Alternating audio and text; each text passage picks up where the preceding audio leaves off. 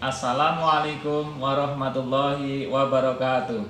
Saya Suharyadi, guru PAI SMP Negeri 4 Purbalingga dengan nomor induk mahasiswa PPG 2017408225. PPG PAI dalam jabatan tahun 2021 LPTK IAIN Purwokerto melaksanakan tugas video uji kinerja dengan materi Sejarah Perkembangan Islam di Nusantara kelas 9 semester 1 pada hari Senin 13 September 2021.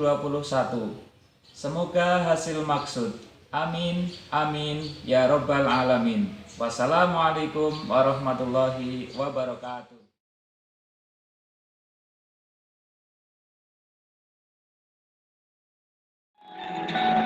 Assalamualaikum warahmatullahi wabarakatuh. Waalaikumsalam warahmatullahi wabarakatuh. Waalaikumsalam warahmatullahi wabarakatuh. Bagaimana kabarnya anak-anak? Baik. Alhamdulillah. Semoga semuanya dalam keadaan sehat walafiat ya. Amin. Amin. Selanjutnya, sebelum mulai pembelajaran, kita presensi terlebih dahulu ya. Yang pertama ada Maulana. Hadir Pak. Alia. Hadir Pak. Aprilia. Suryaningsih. Hadir. Asna Febriani. Hadir Pak. Aviana Saputri. Hadir Pak. Bintang Adi. Hadir Pak. Bunga Ayu. Hadir Pak. Selanjutnya Delvi. Hadir Pak. Faik. Hadir Pak. Galang. Hadir Pak. Harum Khairunisa. Hadir Ilham. Pak. Imas. Hadir Pak. Karisma Putri. Hadir Pak. Latifah. Hadir Pak. Ya. Terus yang selanjutnya, yang terakhir Tia Aulia. Hadir Pak. Terima kasih semuanya sudah hadir dalam pembelajaran PAI dan Budi Pekerti. Setelah ini kita akan belajar tentang sejarah perkembangan Islam di Nusantara. Nah, sebelum kita melanjutkan ke dalam pokok bahasan, mari kita awali dengan berdoa terlebih dahulu. Silakan Mbak Alivia untuk memimpin berdoa. Assalamualaikum warahmatullahi wabarakatuh. Untuk mengawali kegiatan pada pagi hari ini, marilah kita membaca doa terlebih dahulu. Bismillahirrahmanirrahim. Bareng-bareng. Wabil islamidina. Wabil muhammadan. Ya wa rasulah. Rabbi zidni ilma. Warzuqni Amin. Terima kasih.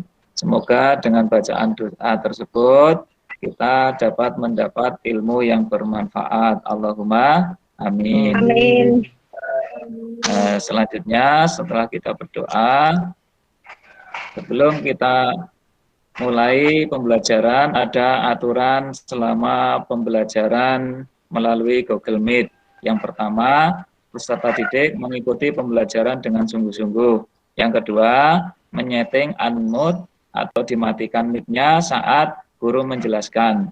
Yang ketiga, menyalakan kamera dan mic-nya saat menjawab pertanyaan. Itu aturan selama mengikuti Google Meet. Dan menyalakan mic apabila diperlukan atau ditanyakan oleh guru. Selanjutnya, pada pembelajaran perkembangan atau sejarah perkembangan Islam di Nusantara, ini ada sebuah pantun nasihat yang akan saya bacakan.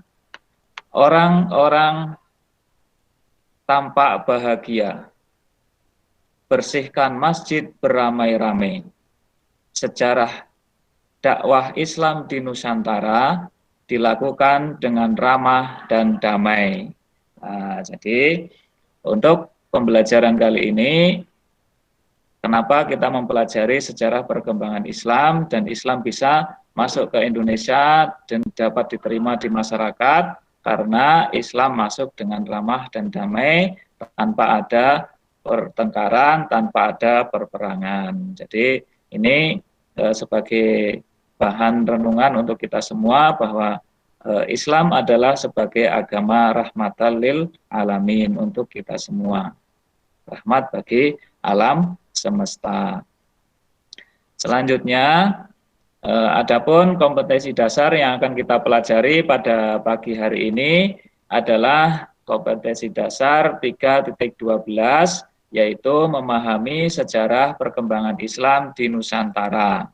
Adapun indikator yang akan dicapai atau indikator pencapaian kompetensi, yang pertama menjelaskan alur perjalanan dakwah Islam di Nusantara. Yang kedua, menjelaskan cara-cara dakwah Islam di Nusantara. Yang ketiga, mengidentifikasi kerajaan-kerajaan Islam di Nusantara. Itu kompetensi dasar yang harus dikuasai pada pembelajaran hari ini.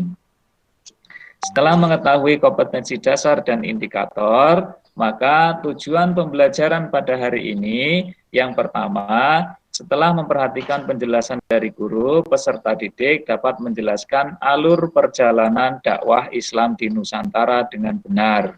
Yang kedua, setelah memperhatikan penjelasan dari guru, peserta didik dapat menjelaskan cara-cara dakwah Islam di Nusantara dengan benar. Yang ketiga, setelah memperhatikan bagan atau tabel tentang kerajaan Islam di Nusantara, peserta didik dapat mengidentifikasi kerajaan-kerajaan Islam di Nusantara dengan benar. Nah, setelah mengetahui tujuan pembelajaran, maka ketuntasan minimal dalam KD 3.12 memahami sejarah perkembangan Islam di Nusantara minimal harus mencapai nilai 70. Jadi nanti pada kegiatan pembelajaran ini dikatakan tuntas ketika kalian memperoleh nilai minimal 70. Paham ya anak-anak? Paham, Pak. Paham, Pak. Ya. Jadi dalam pembelajaran ini ada kriteria ketuntasan minimal yang harus dicapai oleh siswa, yaitu 70. Selanjutnya, adapun garis besar atau tema materi pada pagi hari ini, kita akan belajar tentang perkembangan Islam di Nusantara. Yang pertama, sejarah masuknya Islam di Nusantara, yang terdiri dari ada teori Mekah, teori Gujarat, dan teori Cina. Yang kedua, poinnya adalah cara dakwah Islam di Nusantara. Nanti cara dakwahnya akan dibahas dengan cara ada perdagangan, dengan cara melalui pendidikan, melalui perkawinan, dan kesenian. Terus yang ketiga, kita akan belajar tentang kerajaan-kerajaan Islam di Nusantara yang meliputi kerajaan Islam di Pulau Jawa, kerajaan Islam di Sumatera, dan kerajaan Islam di Sulawesi. Itu materi secara garis besar yang akan kita pelajari pada pagi hari ini. Nah, jadi kenapa kita harus mempelajari sejarah ini?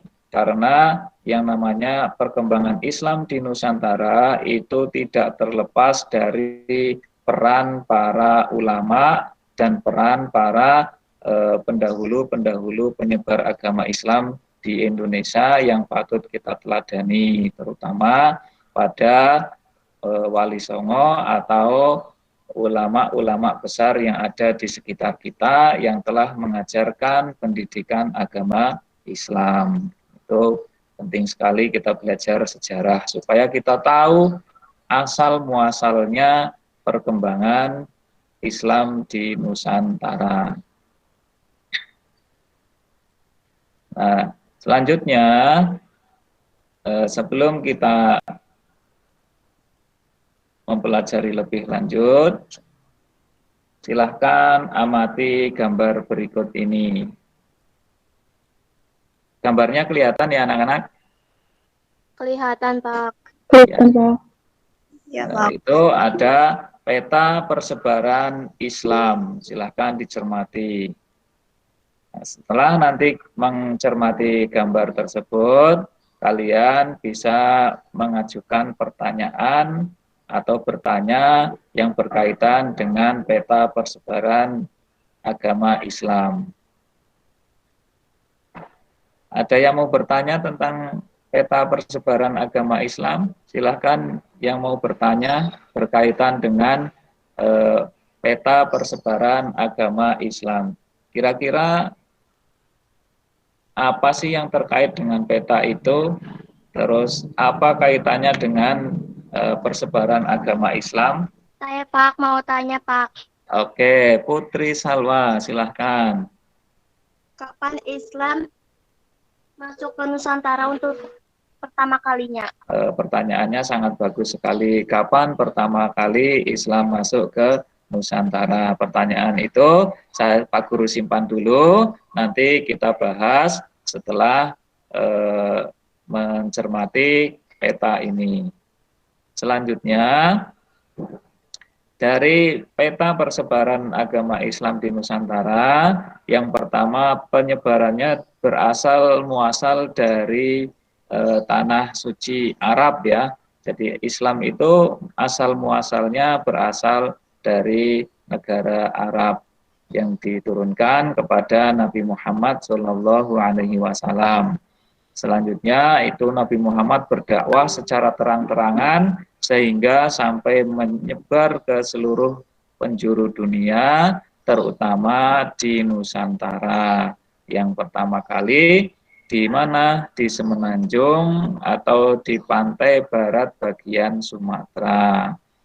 Nah, nanti itu berkaitan dengan adanya kerajaan-kerajaan Islam di Nusantara. Sebelum kita bahas tentang kerajaan, mari kita bahas tentang bagaimana masuknya Islam ke Nusantara. Nah, ini adalah sejarah masuknya Islam di Nusantara. Yang pertama adalah teori Mekah. Teori Mekah ini masuknya Islam ke Indonesia adalah langsung dari Mekah atau Arab pada abad pertama Hijriah atau pada abad ke-7 Masehi. Jadi Islam pertama masuk ke Indonesia adalah pada abad ke-7 Masehi.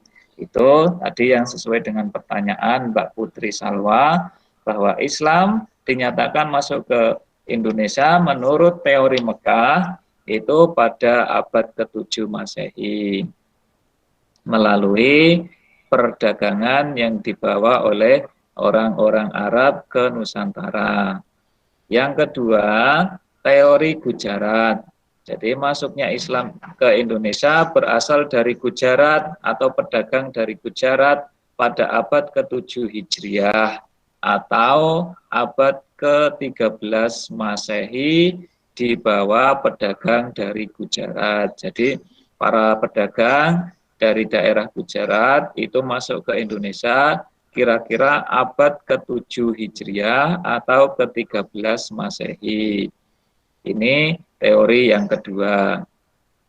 Selanjutnya teori yang ketiga yaitu teori Cina.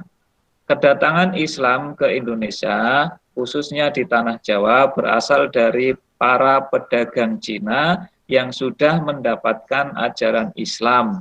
Hal ini dibuktikan dengan adanya masjid-masjid tua yang bernilai arsitektur Cina atau Tiongkok di berbagai tempat di Pulau Jawa abad ke-7 Masehi. Jadi yang ketiga ini adalah dari para pedagang yang berasal dari Cina yang sudah belajar agama Islam dari Arab Saudi atau dari Mekah. Nah, setelah itu orang-orang Cina ini mengembangkan perdagangan sampai ke Indonesia dan dibuktikan dengan adanya bangunan masjid yang bercirikan atau mempunyai arsitektur bentuk dari bangunan Cina atau Tiongkok. Nah, contohnya di Purbalingga ada apa enggak? Ada di mana? Di daerah arah yang ke Puputsari itu ada masjid yang namanya Masjid Chengho. Nah, itu adalah ciri-ciri atau tanda-tanda bahwa Islam masuk ke Nusantara itu dibawa oleh para pedagang dari Cina.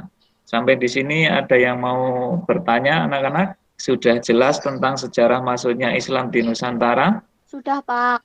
Ya, kalau sudah jelas, Pak Guru lanjutkan ke materi yang berikutnya. Selanjutnya, cara dakwah Islam di Nusantara. Jadi setelah tadi dibawa atau cara masuknya, sekarang cara penyebarannya atau cara dakwahnya sehingga Islam berkembang pesat di daerah Nusantara. Yang pertama, sejarah awalnya melalui perdagangan, yaitu sejak abad ke-7 Masehi, pelabuhan-pelabuhan di Asia Tenggara telah ramai dikunjungi para pedagang muslim dari luar Nusantara. Jadi pertama itu cara dakwahnya melalui berdagang. Sambil berdagang, saudagar dari Arab, dari Cina atau dari Gujarat itu melakukan dakwah atau menyebarkan agama Islam. Jadi ada dua keuntungan, mereka sambil berdagang dan juga melaksanakan penyebaran agama Islam. Nah, yang kedua, setelah banyak saudagar yang masuk ke Indonesia, ternyata yang kedua cara dakwahnya adalah dengan cara perkawinan, yaitu ada pedagang Islam yang datang dari Arab, dari Gujarat, dari Cina tersebut, ada yang menikah dengan penduduk setempat, termasuk menikah dengan putri raja. Jadi ada saudagar-saudagar atau ulama dari Arab Saudi itu menikah dengan putri-putri raja yang ada di daerah Nusantara. Nah, setelah terjadi pernikahan, maka terjadi keluarga muslim karena menikahnya dengan cara menikah secara islami. Nah, maka terjadi penyebaran dengan keluarga-keluarga muslim yang ada di Indonesia yang sudah menikah dengan orang-orang Arab, orang Gujarat, atau orang Cina yang menyebarkan agama Islam. Selanjutnya, penyebaran agama Islam yang ketiga yaitu dengan cara pendidikan. Nah, jadi pendidikan itu sudah dimulai dari sejak dulu. Islam itu sudah mengajarkan untuk kita selalu belajar. Maka pada penyebaran agama Islam pun juga dilakukan dengan cara pendidikan. Jadi para mubalik atau para ulama yang terkenal di wilayah Nusantara atau wilayah Jawa itu adalah para wali atau wali 9, orang yang berjumlahnya 9 yang menyebarkan agama Islam di daerah Nusantara melalui pendidikan, yaitu melalui pendidikan di masjid, di musola atau surau, dan juga mendirikan pondok pesantren atau padepokan. Itu cara untuk menyebarkan agama Islam. Di pondok pesantren, di musola, di masjid, mereka belajar tentang agama Islam. Jadi semakin banyak penduduk Nusantara yang memeluk agama Islam. Nah, di samping dengan ketiga tadi ada perdagangan, perkawinan, dan pendidikan, penyebaran agama Islam yang keempat dilakukan dengan cara kesenian, yaitu yang pertama tadi seni bangunan. Jadi bangunannya tidak meninggalkan asal muasal kerajaan yang ada di Nusantara yang bercorakkan Hindu-Buddha. Jadi bangunannya tidak dilenyapkan begitu langsung diganti dengan bangunan secara masjid Islam, tapi tidak. Terus yang kedua dengan kesenian wayang kulit. Nah, dari kesenian wayang kulit itu para ulama mengajarkan atau menyisipkan ajaran-ajaran agama untuk menyebarkan tentang Islam di Nusantara. Selanjutnya dengan seni ukir, ada seni musik, yaitu dengan adanya gambus, musik gambus. Kalau sekarang yang terkenal dengan adanya musik qasidah atau yang sering disebut dengan sholawatan. Itu perkembangan pada era saat ini. Yang selanjutnya adalah seni sastra. Itu ada suluk, terus ada tentang babat tanah Jawa, ya, itu namanya seni sastra yang menceritakan bagaimana kondisi penduduk yang ada di Jawa. Itu cara penyebaran agama Islam melalui perdagangan, perkawinan, pendidikan, dan kesenian. Sampai di sini ada yang mau ditanyakan anak-anak? Enggak, Pak. Di Jawa satu kerajaan Demak yang dipimpin oleh Raden Patah, Adipati Unus, dan Sultan Trenggana. Ini adalah kerajaan yang pertama. Terus selanjutnya kerajaan Islam yang ada di Jawa yaitu Kerajaan Pajang, yaitu pada tahun 1546 sampai 1586 Masehi. Nah, yang ketiga ini Kerajaan Mataram Islam. Terus yang keempat adalah Kerajaan Banten, yang kelima adalah Kerajaan Cirebon yang dipimpin oleh Sunan Gunung Jati. Itu kerajaan yang ada di wilayah Jawa. Selanjutnya kerajaan yang berada di daerah Sumatera. Nah, ini kerajaan yang pertama kali ada di daerah Sumatera, yaitu adalah Kerajaan Samudra Pasai. Nah, kalau kalian belajar IPS pasti akan mengetahui nama-nama kerajaan-kerajaan tersebut. Karena di dalam sejarah itu pasti akan kita mencatat atau kita mempelajari tentang beberapa kerajaan yang ada di Indonesia. Nah, pada pendidikan agama Islam, kita belajar tentang kerajaan yang bercorak Islam. Yang pertama adalah Kerajaan Samudra Pasai yang ada di Sumatera, yang dipimpin pertama adalah Sultan Malik As-Saleh. Terus yang kedua Sultan Malik Dahri I, yang ketiga Sultan Malik Dahri II, yang keempat adalah Sultan Zainal Abidin. Nah, itu kerajaan atau tahta kerajaan yang bercorak Islam di Samudra Pasai. Kedua yaitu Kesultanan Aceh atau Kerajaan Aceh Darussalam yang dipimpin oleh Ali Mugyad Shah. Kemudian kerajaan yang kedua adalah Sultan Salahuddin. Nah, itu kerajaan yang ada di Sumatera. Nah, di Jawa dan Sumatera kemudian beralih ke Sulawesi. Di daerah Sulawesi ada Kerajaan Makassar, di mana di Makassar itu yang sering terkenal dengan Kerajaan Goa dan Talo. Nah, Kerajaan Goa dan Talo itu terkenalnya dengan Kerajaan Makassar yang dipimpin oleh Sultan Alauddin.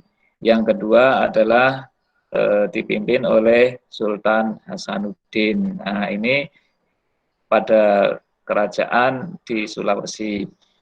Nah, sampai di sini ada yang mau ditanyakan atau ada yang belum jelas, silahkan bisa bertanya untuk sesi tanya jawab. Saya beri waktu 10 menit, silahkan yang mau bertanya. Kalau enggak nanti Pak Guru yang menyiapkan pertanyaan dan nanti saya tunjuk siapa yang menjawab pertanyaan dari Pak Guru. Begitu ya anak-anak? Iya, Pak. Kira-kira ada yang mau bertanya terlebih dahulu atau Pak Guru yang bertanya ini? Kalau tidak ada yang mau bertanya, berarti Pak Guru yang bertanya. Saya, Pak. Oh, ya, silakan Abdul. Bagaimana cara mereka memperkenalkan ajaran Islam di kerajaan tersebut? Oh ya, bagus pertanyaannya untuk Abdul. Bagaimana cara memperkenalkan ajaran Islam di kerajaan tersebut? Apakah langsung ini loh Islam atau dengan cara langsung didakwai dengan agama Islam atau bagaimana? Siapa yang mau menjawab dari pertanyaan Abdul? Ada yang bisa menjawab pertanyaan dari Abdul? Coba Bintang bisa menjawab pertanyaan dari Abdul, Bintang. Coba Pak ulangin pertanyaannya Pak Guru, Pak. Pertanyaannya adalah bagaimana cara memperkenalkan agama Islam dalam kerajaan-kerajaan tersebut. Coba yang lain ada yang sudah bisa menjawab, silahkan langsung dijawab, mic-nya dinyalakan. Pertanyaannya tadi dari Abdul, bagaimana memperkenalkan ajaran Islam pada kerajaan-kerajaan yang ada di Nusantara. Belum ketemu jawabannya? Bagaimana Mas Bintang? Belum ketemu, Pak. Mbak Bunga? Bagaimana? Bisa menjawab pertanyaan dari Abdul? Belum ketemu, Pak. Belum ketemu. Mas Ari Sugianto? Belum ketemu, Pak. Nah, tadi bagaimana cara memperkenalkan ajaran agama Islam kepada kerajaan-kerajaan yang ada di Nusantara. Nah, caranya memperkenalkan ajaran Islam itu tadi sudah saya jelaskan terkait dengan para wali. Nah, dengan para wali itu mendirikan satu pesantren. Jadi ada anak-anak raja yang dititipkan di pesantren. Terus yang kedua ada dengan cara perkawinan. Jadi para mubalik yang dari Arab itu menikah dengan para putri raja. Sehingga di dalam kerajaan itu tercipta kondisi atau keluarga yang sudah memeluk agama Islam. Nah, dari keluarga yang dari putri raja itu maka akan menciptakan putra raja atau generasi-generasi yang akan memegang kerajaan yang sudah beragama Islam. Nah, jadi awal mulanya seperti itu. Gitu ya, Mas Abdul. Ya, Pak. Nah, untuk selanjutnya Pak Guru yang bertanya. Mbak Putri Salwa. Iya, Pak. Pak Guru bertanya ya. Yang pertama pertanyaannya, bagaimana proses masuknya Islam di Nusantara? Masuknya Islam di Nusantara melalui jalur perdagangan, perkawinan, pendidikan, dan kesenian dengan cara damai. Tadi jawaban dari Mbak Putri Salwa sudah tepat sekali ya. Jadi penyebaran atau proses masuknya Islam itu dengan cara damai, yaitu melalui perdagangan, perkawinan, terus melalui kesenian. Sekarang pertanyaan yang kedua, Mbak Bunga, kapan Islam masuk ke Nusantara untuk pertama kalinya? Islam masuk ke Nusantara pada abad ke-13 Masehi di Sumatera. Ya, Islam masuk ke Nusantara pada abad ke-13 Masehi. Selanjutnya, Mas Ari Sugianto. Hadir. Ya, pertanyaan untuk Mas Ari Sugianto. Sebutkan teori tentang masuknya Islam ke Nusantara. Silakan Mas Ari Sugianto. Sinyalnya nggak ada, Pak. Oh, sinyalnya nggak ada. Coba Mas Abdul. Dibantu Mas Abdul. Pertanyaannya apa, Pak? Pertanyaannya, Sebutkan teori-teori masuknya Islam ke Nusantara. Teori Cina, teori Mekah, Terus? Teori Gujarat. Iya, betul Mbak Bunga, teori Gujarat. Jadi ada Dan teori Persia. iya, ada lagi teori Persia. Betul sekali Mbak Putri Salwa. Jadi sudah lengkap ya. Jadi teori-teori masuknya Islam ke Nusantara itu ada teori Mekah, ada teori Gujarat, ada teori dari Cina, dan ada ditambahkan lagi tadi satu dari Mbak Putri Salwa, yaitu adalah teori Persia. Nah, jadi itu teori-teori masuknya Islam ke Nusantara. Selanjutnya, untuk pertanyaan yang nomor 4, siapa yang bisa menjawab langsung membuka mic-nya dan langsung menjawab pertanyaannya. Yang keempat adalah sebutkan kerajaan Islam pertama di Nusantara. Saya Pak. Oke, Putri Salwa. Kerajaan Samudra Pasai di Aceh. Iya, betul sekali. Jadi kerajaan yang pertama kali masuk ke Nusantara atau berada di Nusantara yaitu adalah kerajaan Samudra Pasai yang ada di Aceh atau di Pulau Sumatera. Pinter sekali ya Mbak Putri Salwa. Terima kasih. Untuk yang selanjutnya, pertanyaan nomor 5. Nomor 5, sebutkan cara dakwah Islam di Nusantara. Saya Pak. Oke, Mbak Latifah. Silakan. Cara dakwah Islam di Nusantara melalui perdagangan, perkawinan, pendidikan, hubungan sosial, dan kesenian. Ya, betul sekali. Selanjutnya untuk pertanyaan yang ke-6. Sebutkan kerajaan Islam di Pulau Sumatera. Samudra Pasai, Kesultanan Aceh. Ya, betul. Kerajaan Samudra Pasai dan Kesultanan Aceh itu yang ada di daerah Sumatera. Pinter sekali Mbak Bunga. Terima kasih Mbak Bunga. Sama-sama Pak Guru. Ya. Pertanyaan yang ke-7. Sekarang pertanyaan yang ke-7.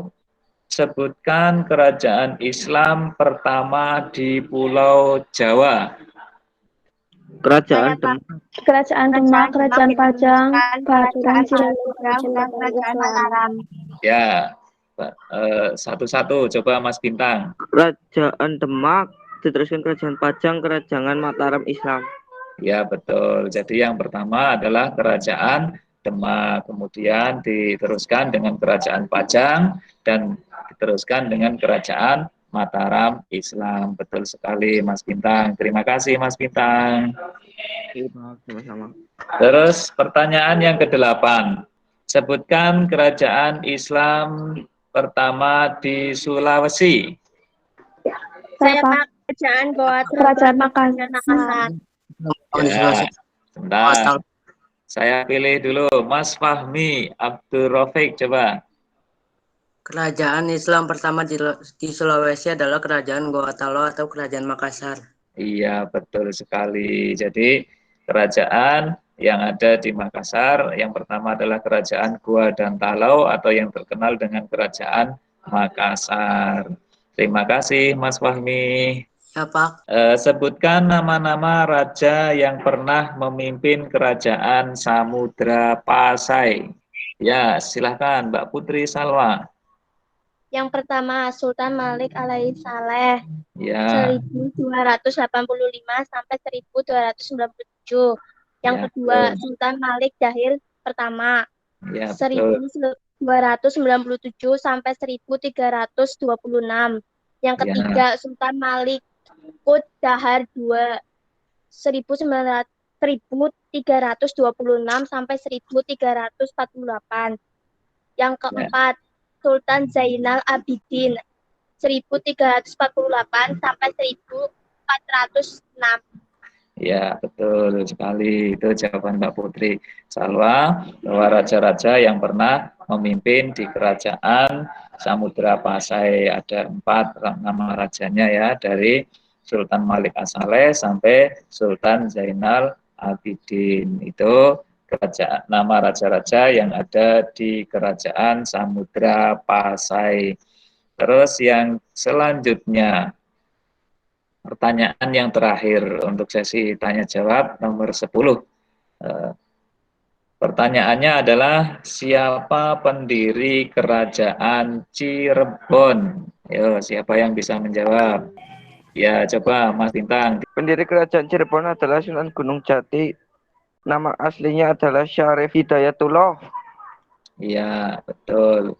Jadi pendiri Kerajaan Cirebon adalah Sunan Gunung Jati, atau yang mempunyai nama asli adalah Syarif Hidayatullah. Jadi itu nama-nama dan kerajaan-kerajaan Islam yang ada di Nusantara beserta cara penyebarannya. Sampai di sini ada yang mau ditanyakan lagi? Sudah jelas semua anak-anak untuk pelajaran hari ini? Sudah, Pak. Sudah, Pak. Mas Fahmi sudah jelas? Sudah, Pak. Mbak Nasma sudah jelas? Sudah, Pak. Oke, sudah. Kalau sudah, pada sesi tanya jawab sudah diketahui bahwa kalian sudah memperhatikan dan bisa menjawab pertanyaan-pertanyaan dari Pak Guru. Selanjutnya kita akan mengadakan evaluasi. Jadi nanti ini ada 5 soal evaluasi, silahkan nanti dikerjakan di lembar kertas dan dikumpulkan pada saat pengembalian atau pengumpulan tugas ke sekolah. Ini soalnya ada 5. Yang pertama, sejarah awal mula masuknya Islam di Nusantara. Soal yang nomor 2, bagaimana cara para mubalik menyebarkan Islam di Nusantara. Dan yang ketiga, bagaimana cara masuknya Islam melalui jalur pendidikan atau pengajaran. Terus yang keempat, ceritakan sejarah berdirinya Kerajaan Samudra Pasai. Dan yang kelima, sebutkan prestasi besar Sultan Agung selama memerintah Kerajaan Mataram. Itu adalah soal evaluasi yang harus kalian kerjakan dan nanti dikerjakan di luar pembelajaran ini ya. Iya, Pak. Iya, Pak. Ya, itu adalah soal evaluasi yang harus kalian kerjakan. Sebelum Pak Guru akhiri, ada yang mau ditanyakan? Tidak ada, Pak. Tidak ada. Jadi kita pada hari ini saya tekankan kembali sudah belajar tentang bagaimana cara masuknya Islam ke Nusantara, yaitu melalui teori Mekah, teori Gujarat, dan teori Cina, dan ditambah lagi satu teori dari Persia. Terus yang kedua, cara dakwah Islam di Nusantara. Yang pertama dengan cara pendidikan, yang kedua dengan cara perdagangan, yang ketiga dengan sosial budaya atau perkawinan, dan yang keempat adalah dengan cara kesenian. Nah, itu pembelajaran yang kedua. Terus yang ketiga kita belajar tentang kerajaan-kerajaan Islam di Nusantara, baik yang ada di wilayah Jawa, di wilayah Sumatera, dan di wilayah Sulawesi. Sudah paham semua ya untuk semua materi yang Pak Guru sampaikan pada pagi hari ini? Paham, Pak. Sudah, Pak. Oke, kalau sudah paham, nanti itu tugasnya dikerjakan, jangan lupa dikumpulkan. Terima kasih kepada anak-anak yang sudah mengikuti pembelajaran pada hari ini dengan sangat antusias dan yang sudah menjawab pertanyaan-pertanyaan dari Pak Guru. Pak Guru menyampaikan dari awal sampai akhir, ada tutur kata yang kurang berkenan, Pak Guru mohon maaf yang sebesar-besarnya. Bagaimana pembelajaran hari ini? Menyenangkan, Pak. Ya. Terima kasih. Semoga kalian dalam keadaan sehat dan selalu menjaga sholat 5 waktu ya. Amin ya Pak. Amin. Ya. Jangan lupa kalau keluar rumah harus terapkan protokol kesehatan dengan memakai masker dan selalu mencuci tangan. Dan jaga jarak. Ya, dan jaga jarak supaya kita selalu dalam keadaan sehat. Oke, anak-anak. Untuk pertemuan yang selanjutnya kita nanti akan belajar tentang kisah-kisah Wali 9 atau yang terkenal dengan Wali Songo yang telah menyebarkan agama Islam di Nusantara. Mari kita baca hamdalah terlebih dahulu untuk mengakhiri pembelajaran pada pagi hari ini. Alhamdulillahirrahmanirrahim. Terima kasih pada anak-anak. Pak Guru akhiri. Billahi taufiq wal hidayah. Wassalamualaikum warahmatullahi wabarakatuh. Waalaikumsalam. Waalaikumsalam.